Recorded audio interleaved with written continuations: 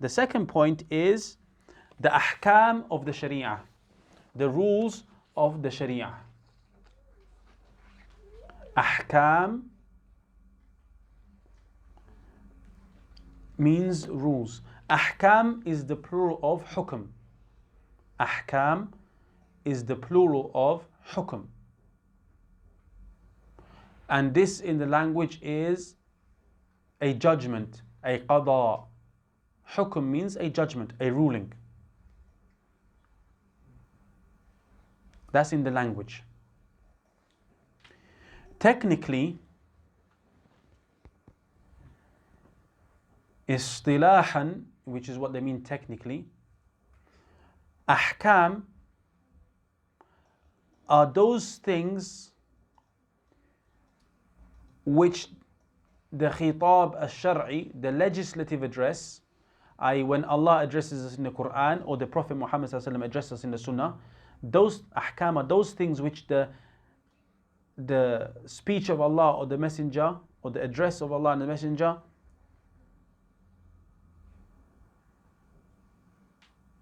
necessitate when they are connected to the actions of the responsible person. So ahkam are those things which are necessitated, i.e. they come about, they have to be done from the speech of Allah or from the khitab of Allah or the Messenger sallallahu alaihi wasallam, which are connected to the actions of the person. Whether this is requests, talab, or it is ikhtiyarat, takhir, or wada', or indications. So from requests, choices, or indications. ما اقتضته خطاب الشرع المتعلق بأفعال المكلف من طلب أو تخيير أو وضع. Talab means when Allah requests, or the Messenger, so when we say the legislative address, it means what Allah has said or what the Messenger ﷺ has said or done. Okay? So that together is called khitab al-shar', because the Prophet ﷺ, when he spoke, he didn't speak from his own self. Okay, he's speaking on behalf of Allah subhanahu wa ta'ala. So when the khitab al-shar' comes, it's going to be something that is either request. Allah requests something from us. Or we say the khitab al-shar' is requesting something. Either requesting to do it or to leave it. To do it means what? It's either wajib or mustahab. If we're requested to do something, it's either wajib or mustahab. If we're requested to leave something, it means it is either haram or makruh.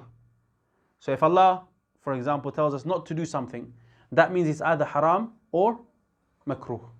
If Allah tells us to do something, He requests us to do something, it's either wajib. If He tells us to do it, it's either wajib or mustahab, is recommended. So that's talab, request. Takhir means it's mubah. Takhir means you have the choice. Today, are you going to wear a blue top or are you going to wear a brown top? This is mubah. It's allowed. Either one is allowed. We have a choice. Clear? There's no reward in and of itself for that. That's takhir. And wada' means that it's been placed down. That is being put in place. What does that mean? Sometimes there are rules in Islam which are just rules put in place. We don't have to do something to make that happen. So for example, when your savings reach a certain amount, you have to pay zakat, right? Do you have to make it reach the amount? No. You either have it or you don't. You're not requested to make it reach. Understood? So who put that amount there? The Sharia. So this is wudi'a min khitab al-shar'. It is placed by the legislative address. So the nisab, the amount that you need to pay zakat, the amount that if you have this much saving, wa alaikum salam, if you have this much saving, then you have to pay zakat. This is a ruling which is put in place there. It is not something that we have to do. Understood or not? That clear? Okay.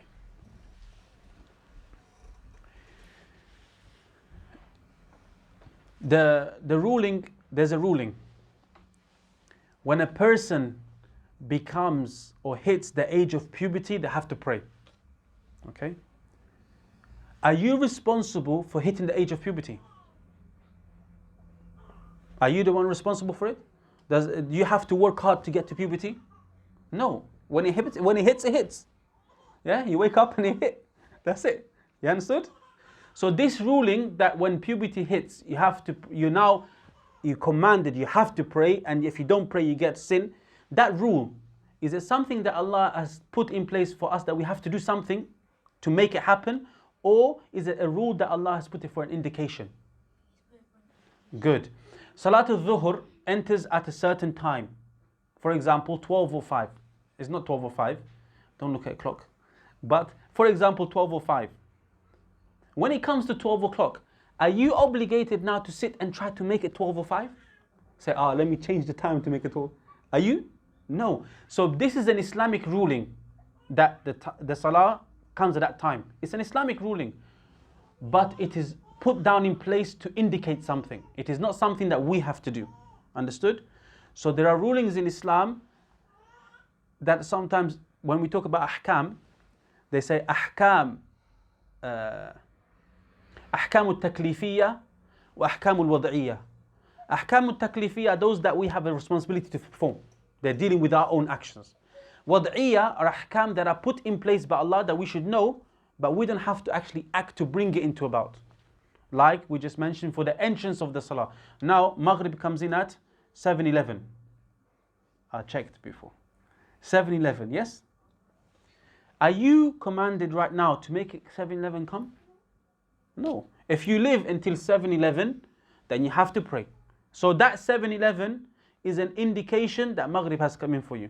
Understood? So when the sun moves beyond, goes past, then that is a sign from Allah, that is a ruling that we have in Islam, that is a sign that we have to pray. But it's not an obligation for us to make that time come. Okay? So now, yeah? The opposite of that is for example, when all the conditions are in place, you have to pray. It's obligatory, it's wajib for you to pray. Can you leave it? You have to do it, isn't it? Okay, so when it's the right time and you're the right age, then you have to stand up, face the right way, make sure you have tahara and pray. So that ruling that the salah is wajib is obligation. It's a ruling that is an obligation upon you. It's a ruling that you're responsible for. Understood? When you want to eat something, you're not starving, but you just want to have a snack, and you walk past the shop, and you see your favorite food. I don't know. What's your favorite food? You don't have one. Okay, let's pick a food, okay? Chichiwara. You see some chichiwara and you want to eat, but you don't have money. Can you just take and eat it from the shop? No. So that is a request for you to not do that, because it's haram for you to steal. That is a responsibility that you have, not to steal. Understood? So those are rulings in Islam that are connected to your action and your responsibility towards it. The other rulings are connected to indications and signs that show you something that's going to come. Understood? Okay. So we said the ahkam, the rulings in Islam then, that was the definition of ahkam. They are things that are necessitated by the khitab al-shar, which can either be requests, or they can be a choice, or they can be signs or indication. So from that we understand ahkam are of two main types. Taklifiyyah, al-Ahkaam al-Taklifiyyah, wal-Ahkaam al-Wad'iyyah. The Ahkam al-Taklifi are 5. Really there are 4 and one of them follows on. So Ahkam Taklifiyyah, we mentioned, are 5. So there's a request. These are all requests except for one. So there's a request that is binding. A request from Allah, the Messenger ﷺ, that is binding. And that is something which is wajib. Then you have a request which is not binding, is not lazim. And that is mustahab. Then there's a request to leave something. And that request is binding. So that thing becomes haram, muharram. And then there's a request to leave something, but it's not binding. That is makruh. Okay, if there's an evidence which requests you to do something and it is not binding, then what is it? Mustahab. Or it's also called mandub. Okay? Or some people say sunnah. It is sunnah, but better you say mandub or mustahab. If there's a request to leave something and the request is binding, then what is it? Haram, muharram. If there's a request to leave something but it is not binding, then makruh. Not binding means it's not lazim. What if there's a request to do something and it is binding? Then that thing is wajib. And then by itself here, the scholars, they add it as an extra, or they put it together, but really it's not a request. It's just telling you that something is allowed. You say something is mubah. Mubah means that you have the choice, like al-ikhtiyar or al-takhir.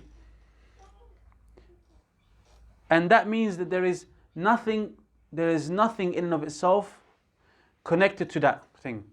Like we mentioned, should you wear blue or should you wear brown today? Your clothing. By itself, in and of itself, there is nothing that has been specified with regards to that choice there. You have the choice, you can do what you want. So all the responsibilities that we have are going to come under one of these 5 rulings. The ruling in Islam with regards to the action is going to be one of these 5. And these are responsibilities upon there's taklif. There is some sort of burden, you could say, if that's the right word. But of course, all of these terminologies, there's stuff that scholars discuss with regards to it.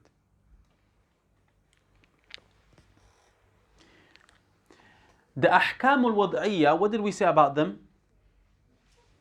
They are put in place for us as indications and signs, but they're not for us to carry out, to make them happen. It's not for us to make them happen. So from the Ahkaam Wad'iyyah are 2. There are more, but the scholars, they mention 2 in the books that I'm basing this upon. They mention من الأحكام الوضعية they mention الصحة, and they mentioned al-fasad.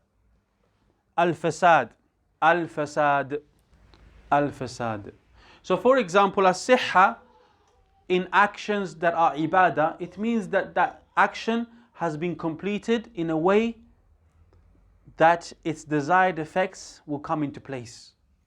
So for example, a person prays salah. They pray properly. The entrance of time, they pray in the right direction, they do all of the actions. Now the ruling of that salah is that it's sahih. So the person now has completed that request of him, which was that the salah is wajib, it's completed, and he doesn't have to repeat it. So that's what it means that it's sahih. It's fulfilled the boxes or the tick boxes that were in place for that. So it's sahih. Al-fasad means that it did not tick those boxes. There's something missing, it is not correct. So it needs to be repeated or it needs to be fixed. And here, under Wad'iyyah, they put shart, the conditions. The mani' or the mawani', the things that are preventative factors. These are things that we don't have to bring into place, but these are things that Allah has put in place that we have to think about. Okay, any questions on that so far?